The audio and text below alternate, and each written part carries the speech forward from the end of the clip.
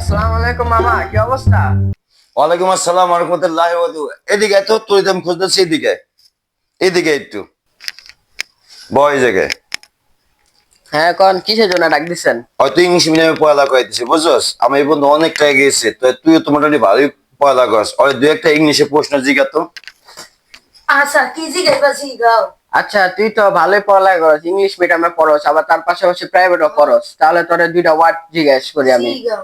Ball the, I tell you লেটারের অর্থ কি? আমি তোকে পরে বলবো। কি লিখা তুই পরে কবি? কি লিখা তুই পরে কবি? তুই অহন কবি, অহন কবি, তুই কি লিখা পরে কবি? আইডা তো দেই আই। কি এর অর্থ এইটা?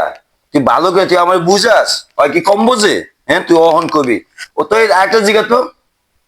ও, এইটা তোমার অর্থ না, তোমাকে আরেকটা জিজ্ঞেস করতেছি, বলো দেখি আই ডোন্ট নো অর্থ কি? আমি জানি না। কি লিখে জানোস না? তুই কি লিখে জানোস না? তুই কি লিখে জানোস না? হ্যাঁ, আমার টাকা পয়সা সব শেষ, তুই কালকে রিক্সা চালাবি। তুই কি লিখে জানোস না? হ্যাঁ, এই নীতি পড়ালেখা করছিস, তুই জানবি না কি লিখে।